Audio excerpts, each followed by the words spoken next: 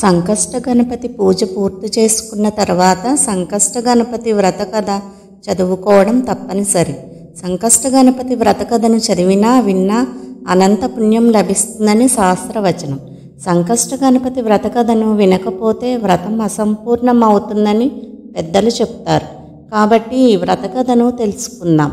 ఒకనాడు మహర్షులు కుమారస్వామిని అర్చించి ఆయన ప్రసన్నుడయ్యాక ఇలా కోరారు: స్వామి, కలియుగంలో జనులు పాపకార్యాలు చేసి తత్ఫలితముగా రుణబాధలు, సంతానలేమి, గృహవసతి లేకపోవట, దీర్ఘవ్యాధులు, విద్యాభ్యాసం సరిగ్గా సాగకుండుట, కావలసినంత ధనం లేకుండుట, శత్రుపీడ, పనులలో ఆటంకాలు, అభివృద్ధి లేకపోవట, పాడి పంటలు సరిగ్గా పండకపోవట, వివాహం కాకపోవట, దంపతుల మధ్య సయోధ్య లేకపోవట, చేయన తప్పుకు రాజదండన అనుభవించుట మొదలైన ఎన్నో కష్టాలు అనుభవిస్తారు. ఆ మానసిక క్షోభ తీరి కష్టములు తీర్చు వ్రతమేదైనా సెలవీయండి అని స్కందుని అడిగారు. అప్పుడు కుమారస్వామి ప్రసన్నుడై, వ్రతాలలోకెల్లా అత్యంత శక్తివంతమైన సంకష్టహర చతుర్థి వ్రతాన్ని మీకు ఉపదేశిస్తాను. ఒకానొక కల్పంలో హిమవంతుని కుమార్తె అయిన పార్వతి శివుని పతిగా కోరి భక్తితో తపస్సు చేసి ఎంతకు ఫలితమందక బాధపడుచు తన పూర్వపు అవతారాలలో తన యందు జన్మించిన హేరంబ గణపతిని స్మరించినప్పుడు ఆ గణపతి ప్రసన్నుడై తల్లికి ఉపదేశించిన వ్రతమిది. ఆ వ్రతాన్ని ఆచరించి ఉమాదేవి పరమేశ్వరుని పతిగా పొందినది. ఇప్పుడు ఆ వ్రత విధానం చెప్తాను, వినండి. ఈ వ్రతాన్ని ఏ మాసంలోనైనా బహుళ చతుర్థి నాడు ప్రారంభించాలి. వాటిలోని మంగళవారంతో కూడిన కృష్ణ చతుర్థి మరింత ముఖ్యం. దానినే అంగారక చతుర్థి లేదా భౌమ చతుర్థి అని పిలుస్తారు. చంద్రోదయ వేళకు బహుళ చతుర్థి తిథి ఉన్న రోజు చూసుకొని ఆ రోజు సూర్యోదయానికి ముందే నిద్ర మేల్కొని కాలకృత్యాలు తీర్చుకుని నల్లటి నువ్వులతో కూడిన నీటితో స్నానం చేసి సంధ్యావందనం మొదలైన నిత్య నైమిత్తికాలు ఆచరించి సంకష్టహర చతుర్థి వ్రతం చేస్తానని మొక్కుకొని ఎరుపు రవికల బట్టను గణపతి ముందు నుంచి దానిలో ఒక చిటికెడు పసుపు, కుంకుమ వేసి 3 దోసిళ్ల బియ్యాన్ని అందులో పోసి ఎండు ఖర్జూరాలు, 2 వక్కలు, దక్షిణతో కూడిన తాంబూలము అందులో ఉంచాలి. మనసులో ఉన్న కోరికను స్వామికి తెలిపి ముడుపు మూట కట్టాలి. దానిని స్వామి గణపతికి 21 సార్లు ప్రదక్షిణ చెయ్యాలి. ఉదయమంతా ఆహారం తీసుకోకుండా కేవలం పాలు, పళ్ళు మాత్రమే స్వీకరించాలి. ఆ పూటంతా మౌనంగా ఉండాలి. మనసులో గణపతి నామస్మరణ చేస్తూ ఉండాలి. సూర్యాస్తమయం అయిన తర్వాత తలస్నానం చేసి దీపం వెలిగించి శ్రీ సంకష్టహర చతుర్థి వ్రతాన్ని ఆచరించాలి. ఉడుపు కట్టిన బియ్యం ఉపయోగిస్తూ తీపి పొంగలి, కుడుములు చేసి స్వామికి నివేదించాలి. వ్రతము, ఆర్ఘ్యాలు అయిన పిదప అతిథులను గణేశ స్వరూపంగా భావించి ప్రసాదం కానీ భోజనం కానీ పెట్టాలి. ఆ ముందు రోజు ఆ రోజు బ్రహ్మచర్యాన్ని పాటించి దైవనామస్మరణతో లౌకిక విషయాల మీదకి మనస్సు పోకుండా చూసుకోవాలి. ఇలా ఈ వ్రతం చేస్తే కోరికలు శీఘ్రముగా నెరవేరుతాయి. 12 సార్లు చేసే ఈ వ్రతానికి వ్రతసిద్ధి కలుగుతుంది. మరునాడు గణపతి హోమం చేయగలిగితే మరింత శ్రేష్టం. భృశుండి మహర్షి వృత్తాంతము. ఒకనాడు ఆకాశ మండలంలో ప్రయాణిస్తున్న నారద మహర్షికి కుంభీపాక నరకం కనిపించింది. లోపల ఎవరున్నారా అని చూశాడు. అక్కడ భృశుండి మహర్షి తల్లిదండ్రులు, అతడి పూర్వాశ్రమంలోని భార్య, కుమార్తె కనిపించారు. వాళ్ళంతా నరకయాతన అనుభవిస్తున్నారు. వారి బాధలు చూసి చలించిపోయిన నారదుడు వెంటనే భూలోకానికి వచ్చి అక్కడ తపస్సు చేసుకుంటున్న మహర్షి వద్దకు వెళ్ళి, ఓ మహర్షి, నీ పూర్వాశ్రమంలో భార్య, కూతురు, నీ తల్లిదండ్రులు కుంభీపాక నరకములో దారుణ బాధలకు గురవుతున్నారు. అదేమీ పట్టనట్టు నీవిలా తపస్సు చేసుకోవడం ధర్మం కాదు. వారి బాధలు పోయి సద్గతులు కలగడానికి తగిన పరిహారము చేయని చెప్పి వెళ్ళిపోయాడు. నారదుడి మాటలు విన్న భృశుండికి ఎంతో ఆవేదన కలిగింది. తన పూర్వాశ్రమ జీవితం గుర్తొచ్చింది. వారి సహకారం వల్లే తాను ఈనాడు తపస్వినయ్యాను. ఎలాగైనా వారి బాధల్ని రూపుమాపాలని సంకల్పించాడు. తన ఇష్టదైవమైన గణపతిని ధ్యానించాడు. పవిత్రమైన జలాన్ని చేత్తో తీసుకుని గతంలో సంకష్టహర గణపతి వ్రతం చేయడం ద్వారా తనకు లభించిన పుణ్యఫలాన్ని తన వారికి తారబోయాలని అనుకుని, ఓ గణనాథ, నేనే గనుక నీ దివ్య చతుర్థి వ్రతాన్ని భక్తి శ్రద్ధలతో చేసి ఉంటే నా పితరులు, వారితో పాటు నా భార్య, కుమార్తె నరకలోక బాధల నుంచి విముక్తి పొందుదురుగా కానీ నీళ్లు విడిచిపెట్టాడు. గజాననుడి అనుగ్రహముతో ఆయన చేసిన వ్రతాలలో ఒక పర్యాయం చేసిన వ్రత ఫలితం వలనే ఆయన పితరులు, భార్య, కుమార్తె అందరూ దేవతా శరీరాల్ని ధరించి దివ్య విమానం ఎక్కి గణేశలోకానికి చేరుకున్నారు. ఇక ప్రతి మాసం ఆ వ్రతం చేయడం వల్ల ఎంత ఫలితం వస్తుందో చెప్పతరమా? వేశ్య వృత్తాంతం. ఒకానొకనాడు ఇంద్రుడు తన విమానంలో ఇంద్రలోకానికి వెళ్తూ ఉండగా అనేక పాపములు చేసిన ఒకానొక వ్యక్తి ఆకాశంలో ప్రయాణించే ఆ విమానంపై దృష్టి సారించాడు. అతని దృష్టి సోకగానే ఆ విమానం చటుక్కున భూమిపై అర్ధాంతరంగా ఆగిపోవడం జరిగింది.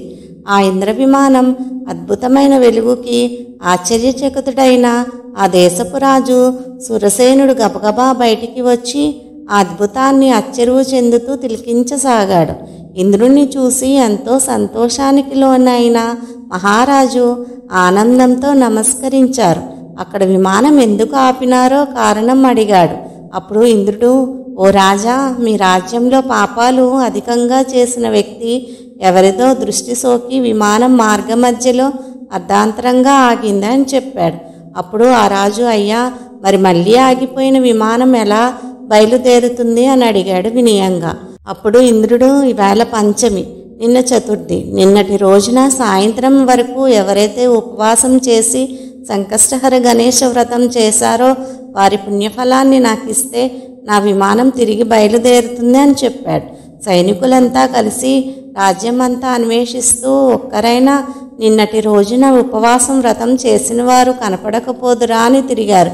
కానీ దురదృష్టవశాత్తు అలా ఎవరూ దొరకలేదు. అదే సమయంలో ఓ గణేశ దూత వచ్చి మరణించిన ఒక వేశ్య మృతదేహాన్ని తీసుకుని వెళ్ళడం కనపడింది. సైనికులు వెంటనే ఎన్నో పాపాలు చేసి ఎన్నో జీవితాలు కూల్చిన ఆమెను ఎందుకు గణేశలోకానికి తీసుకుని వెళ్తున్నారని ప్రశ్నించారు.